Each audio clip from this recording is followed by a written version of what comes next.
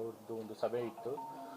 ಈ ಒಂದು ಸಭೆಯ ಮುಖ್ಯ ಅಜೆಂಡಾ ಇದ್ದಿದ್ದೇನಪ್ಪ ಅಂತಂತಂದರೆ ಕಾರ್ಯಕಾರಿ ಸಮಿತಿಯಲ್ಲಿ ಉಪಸಮಿತಿಗಳನ್ನು ರಚನೆ ಮಾಡಿ ಆ ಉಪಸಮಿತಿಗಳಿಗೆ ನಮ್ಮ ಅಧಿಕಾರಿಗಳನ್ನ ಕಾರ್ಯಾಧ್ಯಕ್ಷಗಳು ಮತ್ತು ಸದಸ್ಯರನ್ನಾಗಿ ಮಾಡಿ ಪ್ರತಿಯೊಂದು ಉಪಸಮಿತಿಗೂ ಕೂಡ ಒಂದೊಂದು ಜವಾಬ್ದಾರಿ ವಹಿಸುವಂತಹ ಒಂದು ಅಜೆಂಡಾ ಇತ್ತು. ಅದರ ಜೊತೆಗೆ ನಮ್ಮ ಮೈಸೂರು ಜಿಲ್ಲೆಯ ಎಲ್ಲ ಶಾಸಕರು, ವಿಧಾನ ಪರಿಷತ್ತಿನ ಸದಸ್ಯರು, ಬೇರೆ ನಿಗಮ ಮಂಡಳಿಗಳ ಅಧ್ಯಕ್ಷರುಗಳು ಅವ್ರನ್ನೆಲ್ಲ ಕರೆದು ಮತ್ತೊಮ್ಮೆ ಅವರಿಂದ ಸಲಹೆಗಳನ್ನು ಪಡೆಯಲಾಗಿತ್ತು. ಸೊ ಅವ್ರ ಸಲಹೆಗಳನ್ನು ಕೊಟ್ಟಿದ್ದಾರೆ. ಅವ್ರ ಸಲಹೆಗಳನ್ನು ನಾವು ಪರಿಗಣಿಸಿ ಯಾವುದನ್ನ ಕೂಡ ನಾವು ಇಂಪ್ಲಿಮೆಂಟ್ ಮಾಡೋಕ್ಕೆ ಸಾಧ್ಯ ಆಗುತ್ತೆ ಈ ವರ್ಷ ಅದನ್ನು ಇಂಪ್ಲಿಮೆಂಟ್ ಮಾಡ್ತೇವೆ. ಮತ್ತು ಕಾರ್ಯಕಾರಿ ಸಮಿತಿ ಉಪಸಮಿತಿಗಳನ್ನು ರಚನೆ ಮಾಡಿ ಅದಕ್ಕೆ ಅಧಿಕಾರಿಗಳನ್ನು ಕಾರ್ಯಾಧ್ಯಕ್ಷರನ್ನಾಗಿ ಮತ್ತು ಸದಸ್ಯರನ್ನಾಗಿ ಕೂಡ ನೇಮಕ ಮಾಡಿದ್ದೇವೆ. ಎಷ್ಟು ಉಪಸಮಿತಿಗಳಿಗೆ? 17 ಉಪಸಮಿತಿಗಳಿವೆ. ಇನ್ನೊಂದು ಹೊಸ ಉಪಸಮಿತಿ ಆಗ್ಬೋದು. ಕಂಬಳ ಏನಾದರೂ ಮಾಡಬೇಕು ಅಂತ ತೀರ್ಮಾನ ಆಗಿದ್ದರೆ ಅದಕ್ಕೊಂದು ಉಪಸಮಿತಿಯನ್ನು ಮಾಡಬೇಕಾಗುತ್ತೆ. ಈಗ ಅಧಿಕಾರಿಗಳದ್ದು ಮಾತ್ರ ಅಥವಾ ಜನಪ್ರತಿನಿಧಿಗಳ ಸಮಿತಿಗಳು ಆಗುತ್ತೆ? ಇದು ಅಧಿಕಾರಿಗಳದ್ದು. ಇದು ಕಾರ್ಯಕಾರಿ ಅಂದರೆ ಎಕ್ಸಿಕ್ಯೂಷನ್ ಕಮಿಟಿ ಇದು. ಸೊ ಇದಕ್ಕೆ ಅಧಿಕಾರಿಗಳನ್ನ ಮಾತ್ರ ಕಾರ್ಯಾಧ್ಯಕ್ಷ ಮತ್ತು ಸದಸ್ಯರನ್ನಾಗಿ ಮಾಡಿದ್ದೇವೆ. ಇಲ್ಲ, ಇನ್ನೂ ಕನ್ಫರ್ಮ್ ಆಗಿಲ್ಲ. ಅಂತಿಮವಾಗಿ ತೀರ್ಮಾನ ಆಗುತ್ತೆ, ಇನ್ನೂ ಸಮಯ ಇದೆ. ಸೊ ಹಾಗಾಗಿ ಮುಖ್ಯಮಂತ್ರಿಗಳ ಸೂಚನೆ ಕೊಟ್ಟ ತಕ್ಷಣ ಅದ್ರ ಬಗ್ಗೆ ತೀರ್ಮಾನ ಆಗುತ್ತೆ. ಸ್ಥಳ ಈಗಾಗಲೇ ನೋಡಿದ್ದಾರೆ. ಅಕಸ್ಮಾತ್ ಏನಾದರೂ ಕಂಬಳ ಮಾಡಬೇಕು ಅಂತ ಹೇಳಿದ್ರೆ ಅದನ್ನ ಎಲ್ಲಿ ಮಾಡಬೇಕು ಅನ್ನೋದಕ್ಕೆ ಸ್ಥಳನೂ ಕೂಡ ನೋಡಿದ್ದಾರೆ. ಸಾತ್ಗಳಲ್ಲಿ ಎಲ್ಲಿ ಸೈಕ್ಲಿಂಗ್ ವೆಲೋಡ್ರೋಮ್ ಮಾಡಬೇಕು ಅನ್ಕೊಂಡಿದೀವಿ, ಆ ಜಾಗದಲ್ಲೇ ಮಾಡಬೇಕು ಅಂತ ಅನ್ಕೊಂಡಿದ್ದೀವಿ. ಪ್ರಮುಖವಾಗಿ ಏನೆಲ್ಲ ಸಲಹೆಗಳು ಬಂದಿದೆ ಅಂತ ಇವಾಗ ಅದೇ, ಈಗ ಮಹಿಳೆಯರ ಸುರಕ್ಷತೆ ಇರಬೇಕು, ಹೆಚ್ಚೆಚ್ಚು ಶೌಚಾಲಯಗಳಿರಬೇಕು, ಕ್ರೀಡಾ ಸಮಿತಿಯಲ್ಲಿ ಇನ್ನು ಕ್ರೀಡಾಗಳನ್ನು ಇನ್ನೂ ಹೆಚ್ಚು ದೊಡ್ಡ ಮಟ್ಟದಲ್ಲಿ ಮಾಡಬೇಕು, ಎಲ್ಲ ತಾಲೂಕವ್ರನ್ನ ಕರಿಬೇಕು, ಮತ್ತು ತಾಲೂಕು ಮಟ್ಟದಲ್ಲೂ ಕೂಡ ಬೇರೆ ಬೇರೆ ತಾಲೂಕುಗಳಲ್ಲೂ ಕೂಡ ಕ್ರೀಡೋತ್ಸವಗಳನ್ನು ಮಾಡಬೇಕು. ಹೀಗೆ ಹಲವಾರು ಸಲಹೆಗಳು ಬಂದಿವೆ. ಅಂತಾರಾಷ್ಟ್ರೀಯ ಮಟ್ಟಕ್ಕೆ ತೆಗೆದುಕೊಂಡು ಹೋಗ್ಲಿಕ್ಕೆ ಪ್ರಚಾರಕ್ಕೆ ಪ್ಲಾನ್ಸ್ಗಳಿಗೆ ಏರ್ಪೋರ್ಟ್ಗಳಲ್ಲಿ ಅಥವಾ ಬೇರೆ ಬೇರೆ ಕಡೆಗಳಲ್ಲಿ ಇಲ್ಲ, ಪ್ರತಿ ಬಾರಿ ಕೂಡ ಅದನ್ನ ಯೋಚನೆ ಮಾಡ್ತಿರ್ತೀವಿ. ಈಗಲೂ ಕೂಡ ಈ ಸರಿ ಕೂಡ ಎಷ್ಟು ಬಜೆಟ್ ಇರುತ್ತೆ ಅನ್ನೋದ್ರ ನೋಡಿ ನಾವು ಆದಷ್ಟು ಅದನ್ನ ಪ್ರಚಾರ ಮಾಡುವಂತ ಪ್ರಯತ್ನ ಮಾಡ್ತೀವಿ. ಈಗಾಗಲೇ ಹೈಪವರ್ ಕಮಿಟಿ ಮೀಟಿಂಗ್ಗಳಲ್ಲಿ ಸದಸ್ಯರುಗಳು ತಮ್ಮ ಸಲಹೆಗಳನ್ನು ಕೊಟ್ಟಿರ್ತಾರೆ. ಮತ್ತೆ ನಮ್ಮ ಶಾಸಕರು ಕೂಡ ಮುಖ್ಯಮಂತ್ರಿಗಳನ್ನ ಭೇಟಿಯಾದಾಗ ಅವರು ಕೂಡ ವೈಯಕ್ತಿಕವಾಗಿ ತಮ್ಮ ಅಭಿಪ್ರಾಯಗಳನ್ನು ತಿಳಿಸಿರ್ತಾರೆ. ಅದನ್ನೆಲ್ಲ ಪರಿಗಣಿಸಿ ಮುಖ್ಯಮಂತ್ರಿಗಳು ಅಂತಿಮವಾಗಿ ಯಾರು ಉದ್ಘಾಟಕರಾಗಬೇಕು ಅಂತ ತೀರ್ಮಾನ ಮಾಡ್ತಾರೆ.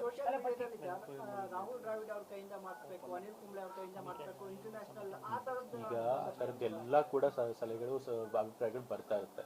ಆದ್ರೆ ಯಾವಾಗಲೂ ಕೂಡ ಪದ್ಧತಿ ಏನಪ್ಪಾ ಅಂತಂತಂದ್ರೆ ಮುಖ್ಯಮಂತ್ರಿಗಳಿಗೆ ಅಂತಿಮವಾಗಿ ತೀರ್ಮಾನಕ್ಕೆ ಬಿಟ್ಬಿಟ್ಟಿರ್ತೀವಿ ನಾವು ಹೈಪವರ್ ಕಮಿಟಿ ಮೀಟಿಂಗ್. ಸೊ ಈ ಬಾರಿನೂ ಕೂಡ ಅದೇ ರೀತಿ ಅವ್ರಿಗೆ ತೀರ್ಮಾನಕ್ಕೆ ಬಿಟ್ಟಿದ್ದೀವಿ.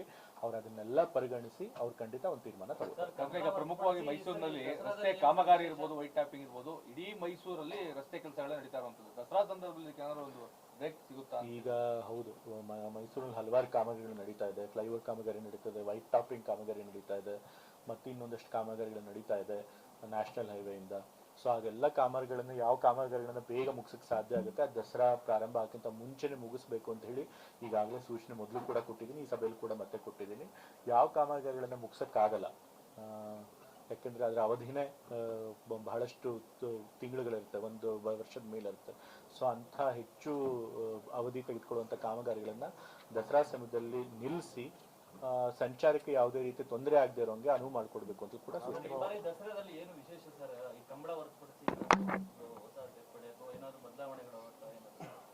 ಈಗ ನಾವು ಈ ಬಾರಿ ವೈಭವದ ವಿಜೃಂಭಣೆನೇ ದಸರಾ ಮಾಡಬೇಕು ಅಂತ ಹೇಳಿ ತೀರ್ಮಾನ ತಗೊಂಡಿದ್ವಿ ಹೈಪವರ್ ಕಮಿಟಿ ಮೀಟಿಂಗ್. ಅದರಂತೆ ಪ್ರತಿ ವರ್ಷ ಏನು ಕಾರ್ಯಕ್ರಮಗಳಿರುತ್ತೆ ಅದೇ ಕಾರ್ಯಕ್ರಮಗಳಲ್ಲಿ ಇನ್ನೊಂದು ಸ್ವಲ್ಪ ಏನಾದರೂ ವಿನೂತನತೆ ತರುವಂಥ ಪ್ರಯತ್ನ ಮಾಡ್ತೀವಿ. ಇವಾಗ ಡ್ರೋನ್ ಶೋ ಮಾಡ್ತೀವಿ. ಸೊ ಡ್ರೋನ್ ಶೋವನ್ನು ಇನ್ನು ಹೆಚ್ಚಾಗಿ ಚೆನ್ನಾಗಿ ಮಾಡೋದಕ್ಕೆ ಏರ್ ಶೋನು ಇರಬೇಕು ಅಂತ ಹೇಳಿ ಈಗಾಗಲೇ ನಾವು CM ಅವ್ರಿಗೆ ಹೇಳಿದ್ದೀವಿ. CM ಸರ್ಕಾರದಿಂದ ಕೇಂದ್ರ ಸರ್ಕಾರಕ್ಕೆ ಪತ್ರ ಬರೆದು ಅವರಿಂದ ಅನುಮತಿ ಪಡೆದು ಸಿಕ್ಕಿದ್ರೆ ಅದಕ್ಕೆಲ್ಲ ವ್ಯವಸ್ಥೆ ಅವ್ರು ಮಾಡಿಕೊಟ್ರೆ ಖಂಡಿತ ಅದು ಇರುತ್ತೆ.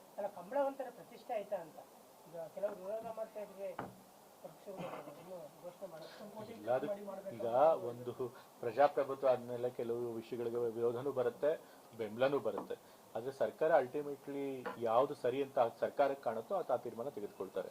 ಕಂಬಳ ಕೂಡ ನಮ್ಮ ಕರ್ನಾಟಕದ, ನಮ್ಮ ರಾಜ್ಯದ ಒಂದು ಸಂಸ್ಕೃತಿನೇ, ಕರಾವಳಿ ಭಾಗದ ಸಂಸ್ಕೃತಿ. ಸೊ ನಮ್ಮ ರಾಜ್ಯದ ಸಂಸ್ಕೃತಿನೇ ರಾಜ್ಯದ ಬೇರೆ ಬೇರೆ ಕಡೆ ಅದನ್ನ ಪ್ರಚಾರ ಮಾಡಬೇಕು ಅಂತ ಹೇಳಿ ತೀರ್ಮಾನ ತಗೊಂಡ್ರೆ ಅದ್ರೊಳಗೆ ಏನು ತಪ್ಪಿಲ್ಲ. ಸೊ ಹಾಗಾಗಿ ಕಂಬಳ ಮಾಡಬೇಕು ಅಂತ ತೀರ್ಮಾನ ತಗೊಂಡ್ರೆ ಅದ್ರಿಗೂ ಏನು ತಪ್ಪಿಲ್ಲ. ಬಟ್ ಮುಖ್ಯಮಂತ್ರಿಗಳಿಗೆ ಬಿಟ್ಟಿದ್ದೀವಿ, ಅವರು ಅಂತಿಮ ತೀರ್ಮಾನ ತಗೊಂಡ್ರೆ. ಫ್ಲೆಕ್ಸ್ಗಳ ವಿಚಾರವಾಗಿ ಆಲ್ರೆಡಿ ಪಾಲಿಕೆಯನ್ನು ಮಾಡ್ತಿದ್ರು ಸಹ ದಸರಾ ಸಂದರ್ಭದಲ್ಲಿ ಇನ್ನೂ ಜಾಸ್ತಿ ಆಗ್ತದೆ. ಈಗಾಗಲೇ ಆ ಸಲಹೆ ಕೂಡ ಬಂದಿದೆ. ಒಂದಷ್ಟು ಜನ ಹೇಳಿದ್ದಾರೆ ಫ್ಲೆಕ್ಸ್ಗಳ ಹಾವಳಿ ಜಾಸ್ತಿ ಆಗ್ತಿದೆ ಅಂತ ಹೇಳಿ. ಸೊ ಅದಕ್ಕೂ ಕೂಡ ಎಲ್ಲಿ ನಾವು ಅವಕಾಶ ಕೊಟ್ಟಿರ್ತೀವಿ ಅಲ್ಲಿ ಮಾತ್ರ ಫ್ಲೆಕ್ಸ್ಗಳನ್ನು ಹಾಕಬೇಕು, ಬೇರೆ ಕಡೆ ಹಾಕಬಾರ್ದು, ಮತ್ತು ಎಷ್ಟು ಸಮಯ ಕೊಟ್ಟಿರ್ತೀವಿ ಅಷ್ಟು ಸಮಯಕ್ಕೆ ಮಾತ್ರ ಹಾಕಬೇಕು ಅಂತ ಹೇಳಿ ಸೂಚನೆ ಕೊಟ್ಟಿದ್ದೀವಿ. ಅವಕಾಶ ಕೊಡ್ತೀವಿ ಅಂದ್ರೆ ಜಾಸ್ತಿ ಗೊಂದಲ ಶುರು ಆಗುತ್ತೆ. ಆಗೋದಿಲ್ಲ. ಎಲ್ಲಿ ಈಗ ಸಂಪೂರ್ಣವಾಗಿ ನೀವು ನಿಲ್ಸೋಕ್ಕೂ ಆಗೋದಿಲ್ಲ. ಅಲ್ಲ, ಫ್ಲೆಕ್ಸ್ ಮುಕ್ತಾನೆ ಮಾಡಬೇಕು ಅಂತಾನೆ ಸಂಪೂರ್ಣವಾಗಿ ಮುಕ್ತಾನು ಮಾಡೋಕ್ಕಾಗಲ್ಲ. ಯಾಕೆಂತಂದ್ರೆ ನಾವು ರೆವೆನ್ಯೂ ಕೂಡ ಬರುತ್ತೆ ಕಾರ್ಪೊರೇಷನ್ಗೆ ಒಂದು ಫಿಕ್ಸ್ಡ್ ಜಾಗದಲ್ಲಿ ಕೊಟ್ಟರೆ, ಮತ್ತೆ ಎಲ್ಲಿ ಹಾಕಿದ್ರೆ ಏನು ನಗರದ ಸೌಂದರ್ಯ ಹಾಳಾಗಲ್ಲ ಅದನ್ನ ನೋಡ್ಕೊಂಡು ಅಂತ ಕಡೆ ಹಾಕುವಂತ ಪ್ರಯತ್ನ ಮಾಡಿ. ಸರ್, ಕಾರ್ಪೊರೇಷನ್ ಇಂದ ಮಾಡುವಂತ ಬ್ಯೂಟಿಫಿಕೇಶನ್ ವರ್ಕ್ ಏನು ನಗರ ಸುಂದರೀಕರಣ ಕೆಲಸಗಳಿಗೆ ಅದಕ್ಕೆ ಅನುದಾನ ಫಿಕ್ಸ್ ಆಗಿದೆ ಸರ್? ಯಾವಾಗಲೂ ದಸರಾಕ್ಕೆ ಇಂತಿಷ್ಟು ಬಜೆಟ್ ಅಂತ ಕೊಡ್ತಾರೆ ಸರ್ಕಾರ. ಕಳೆದ ಬಾರಿ 45 ಕೋಟಿ ಕೊಟ್ಟಿದ್ರು, ಈ ಬಾರಿನೂ ಅದಕ್ಕಿಂತ ಹೆಚ್ಚು ಕೊಡಿ ಅಂತ ಕೇಳಿದ್ವಿ ಹೈಪರ್ ಕಮಿಟಿ ಮೀಟಿಂಗಲ್ಲಿ. ಸೊ ಈ ಬಾರಿ ಹೆಚ್ಚು ಕೊಟ್ಟರೆ ನಾವು ಅದನ್ನು ಅನುದಾನವನ್ನು ಸದ್ಬಳಕೆ ಮಾಡಿಕೊಂಡು ಇನ್ನೂ ಹೆಚ್ಚು ಸುಂದರೀಕರಣ ಮಾಡುವಂಥ ಕೆಲಸ ಮಾಡ್ತೀವಿ. ಸರ್, ಕಲಾವಿದರಿಗೆ ಮಾಸಾಸನ ಕೊಟ್ಟಿರಲ್ಲ, ಇದು ಗೌರವಧನ ಅದು ಬಹಳ ಕಡಿಮೆ ಅಂತೇಳಿ ಬಹಳಷ್ಟು ಸರಿ ಆರೋಪಗಳು ಪ್ರತಿ ದಸರಾದಲ್ಲೂ ಬರ್ತಾ ಇದೆ. ಏನು ನಿಮ್ಮ ಅವಧಿಯಲ್ಲಿ ಏನಾದ್ರು ಸ್ವಲ್ಪ ಜಾಸ್ತಿ ಕೊಡೋಕೆ ಮಾಡ್ತೀರಾ? ಅದ್ರ ಬಗ್ಗೆ ಸಮಿತಿಲಿ ಏನೂ ಮಾತುಕತೆ ಆಗಿಲ್ಲ, ಬಟ್ ಈಗ ನೀವು ಗಮನಕ್ಕೆ ತಂದಿದ್ದೀರಿ, ಖಂಡಿತ ಅದನ್ನು ಕೂಡ ನಾವು ಪರಿಶೀಲನೆ ಮಾಡ್ತೀವಿ. ಪಾಸ್ಗಳ ವಿಚಾರವಾಗಿ ಸಾಕಷ್ಟು ಗೊಂದಲ ಆಗುತ್ತೆ, ನಿಲ್ಲಿಸಬೇಕು ಅಂತೇಳಿ ಎಲ್ಲರೂ ಸಲಹೆ ಕೊಟ್ಟಿರುವಂಥದ್ದು, ಅದೇನಾದ್ರು ಚರ್ಚೆ ಆಯ್ತಾ ಅಥವಾ ಪಾಸ್ಗಳ ಬಗ್ಗೆ ನಿಜವಾಗ್ಲೂ ಪ್ರತಿ ವರ್ಷ ಗೊಂದಲ ಆಗುತ್ತೆ. ಕಳೆದ ಬಾರಿ ಗೋಲ್ಡ್ ಪಾಸ್ಗಳನ್ನ ಖರೀದಿ ಮಾಡಿದವ್ರಿಗೂ ಕೂಡ ಎಷ್ಟೊಂದು ಕಡೆ ಜಾಗ ಸಿಕ್ಕಿರಲಿಲ್ಲ. ಸೊ ಹಾಗಾಗಿ ಈ ಬಾರಿ ಕಟ್ಟುನಿಟ್ಟಾಗಿ ಗೋಲ್ಡ್ ಪಾಸ್ಗಳನ್ನು ಎಷ್ಟು ಸೀಟ್ಗಳನ್ನು ನಾವು ನಿಗದಿ ಮಾಡಿರ್ತೀವೋ ಅಷ್ಟು ಮಾತ್ರ ಪ್ರಿಂಟ್ ಮಾಡಿ ಯಾರು ಖರೀದಿ ಮಾಡ್ತಾರೋ ಅವ್ರಿಗೆ ಮಾತ್ರ ಕೊಡಬೇಕು. ಬೇರೆಯವ್ರಿಗೆ ಅದು ವಿ ಐ ಪಿಗಳಿರ್ಬೋದು ಅಥವಾ ಬೇರೆ ಇನ್ಯಾರಾದರೂ ಇರ್ಬೋದು, ಅವ್ರಿಗೆ ಯಾರಿಗೂ ಕೂಡ ಗೋಲ್ಡ್ ಪಾಸ್ ಕೊಡಬಾರ್ದು ಅಂತ ಹೇಳಿ ತೀರ್ಮಾನ ಮಾಡಿದ್ವಿ. ಮಾಡಬಹುದಾಗ್ತದೆ ಬರೀ ಗೋಲ್ಡ್ ಪಾಸ್ಗೆ ಮಾತ್ರ, ಯಾಕಂದ್ರೆ ಎಲ್ಲಾ ಕಡೆಗಳು ಇವನ್ ಕ್ರೀಡಾಂಗಣಗಳಲ್ಲೂ ಅದೇ ಆಗುವಂಥದ್ದು, ಸಿನಿಮಾಗೆ ಹೋದ್ರು ಅದೇ ಆಗುತ್ತೆ. ಈಗ ಗೋಲ್ಡ್ ಪಾಸ್ಗೆ ಸಪ್ರೇಟ್ ಒಂದು ಎನ್ಕ್ಲೋಜರ್ ಮಾಡಿರ್ತೀವಿ, ಸೀಟ್ ನಂಬರ್ ಮಾಡಬಹುದು. ಗೋಲ್ಡ್ ಪಾಸ್ಗೆ ಸಪ್ರೇಟ್ ಒಂದು ಎನ್ಕ್ಲೋಜರ್ ಮಾಡ್ತೀವಿ, ಅಲ್ಲಿ ಗೋಲ್ಡ್ ಪಾಸ್ ಖರೀದಿ ಮಾಡೋರ್ಗೆ ಮಾತ್ರ ಅವಕಾಶ ಮಾಡಿಕೊಡ್ತೀವಿ. ಮತ್ತೆ ಗೋಲ್ಡ್ ಪಾಸ್ ಎಷ್ಟು ಸೀಟ್ ಇದೆಯೋ ಅಷ್ಟು ಮಾತ್ರ ನಾವು ಪ್ರಿಂಟ್ ಮಾಡ್ತೀವಿ. ಮತ್ತೆ ಜನರಿಗೆ ಬಿಟ್ಟರೆ, ಸಾಮಾನ್ಯ ಜನರು ಖರೀದಿ ಮಾಡೋರ್ಗೆ ಬಿಟ್ಟರೆ ಬೇರೆ ಇನ್ಯಾರಿಗೂ ಗೋಲ್ಡ್ ಪಾಸ್ ಅಂತ ಕೊಡೋದಿಲ್ಲ. ಸರ್, ಈಗ ದಸರಾ ಬಂತು ಅಂದ್ರೆ ಮೈಸೂರು ಜನ ಬಹಳಷ್ಟು ಬೇಜಾರು ಮಾಡ್ತಾರೆ, ಟ್ರಾಫಿಕ್ ಬಹಳ ವೈಲೆನ್ಸ್ ಇರ್ತದೆ, ಸರಿಯಾಗಿ ವ್ಯವಸ್ಥೆ ಇಲ್ಲ ಅಂತ. ಆ ಟ್ರಾಫಿಕ್ ಸ್ವಲ್ಪ ಕರೆಕ್ಟಾಗಿ ಮಾಡೋ ರೀತಿ ಒಂದು ವ್ಯವಸ್ಥೆ ಮಾಡಿ ಖಂಡಿತ. ಸರ್, ಇದನ್ನು ಹೊರತುಪಡಿಸಿ ಸರ್, ದಸರಾ ಶುರುವಾಗೋಕ್ಕಿಂತ ಮುಂಚೆ 1 ತಿಂಗಳು ಮುಂಚೆ ನಂತರದಲ್ಲಿ ಅಧಿಕಾರಿಗಳು ಕೆಲಸ ಮಾಡಲ್ಲ ಸರ್. ತಾಲೂಕು ಮಟ್ಟದಲ್ಲಿ ಎಲ್ಲರೂ ಕಾರಣ ಕೇಳಿದ್ರೆ ಯಾರು ಹೋದ್ರು ದಸರಾದಲ್ಲಿ ಬಿಸಿ ಅಂತ. ದಯಮಾಡಿ ಆ ಥರದ್ದು ಏನಾದ್ರು, ಯಾಕಂದ್ರೆ ಸಾರ್ವಜನಿಕರು ಕೆಲಸನೇ ಆಗಲ್ಲ 3 ತಿಂಗಳು ದಸರಾಗೆ ಸಂದರ್ಭದಲ್ಲಿ. ಅದಕ್ಕೇನಾದ್ರು ಕ್ರಮ ತಗೋತೀವಿ? ಪೂರ್ವಕವಾಗಿ SIR ಸೇರ್ಕೊಂಡಿದ್ದಾರೆ, ಅದ್ರ ಜೊತೆಗೆ ಎಲ್ಲ ಕೇಳೋದು ಎಲ್ಲ ಅಲ್ಲ ಅದರಲ್ಲಿ ಬಿಸಿ ಇದ್ದಾರೆ. ಯಾಕಂದ್ರೆ ಸಾರ್ವಜನಿಕರು ಸಣ್ಣ ಪುಟ್ಟ ಕೆಲಸಗಳು ಆಗ್ತಾ ಇಲ್ಲ. ಏನ್ ಕೇಳಿ ದಸರಾ ಮೀಟಿಂಗು ಈಗ SIR ನಡೀತಾ ಇದೆ, ಅದೇ ಸಮಯದಲ್ಲಿ ದಸರಾ ಬಂದಿದೆ, ಬಟ್ ನಮ್ಗೆ ಬೇರೆ ದಾರಿ ಇಲ್ಲ, ಎರಡನ್ನೂ ಕೂಡ ನಿಭಾಯಿಸಬೇಕಾದಂಥ ಪರಿಸ್ಥಿತಿ ಇದ್ದೇ ಇದೆ. ಸೊ ನಮ್ಮ ಅಧಿಕಾರಿಗಳು they will rise to the occasion. ಅವರು ಏನು ಕೆಲಸ ಮಾಡಬೇಕು, ಅವ್ರ ಜವಾಬ್ದಾರಿ ಏನು ಕೊಟ್ಟಿದ್ದೀವಿ ಅದನ್ನು ಖಂಡಿತ ಮಾಡ್ತೀವಿ. ಯಾಕೆಂದ್ರೆ ಸರ್, ಅಧಿಕಾರಿಗಳು ಯಾರು ಒಬ್ರು ಕೆಲಸ ಮಾಡ್ತಿದ್ರೆ ರೊಟೀನ್ ಅಡ್ಮಿನಿಸ್ಟ್ರೇಷನ್ ವರ್ಕ್ ಏನಿರುತ್ತೆ ಅದಕ್ಕೆ ಯಾವತ್ತೂ ಕೂಡ ಬಾಧೆ ಆಗದಂಗೆ ಕೆಲಸ ಮಾಡ್ತಾರೆ. ಸರ್, ಆಗಸ್ಟ್ 26 ಗಜಪಡೆ ಪ್ರಾರಂಭ ಆಗುತ್ತೆ. ಆನೆಗಳ ಸೆಲೆಕ್ಷನ್ ವಿಚಾರದಲ್ಲಿ ಒಂದಷ್ಟು ಗೊಂದಲಗಳಿದೆ. ಆನೆಗಳ ಮದುವೆ ಏನು ಚರ್ಚೆ ಆಗಿದೆ?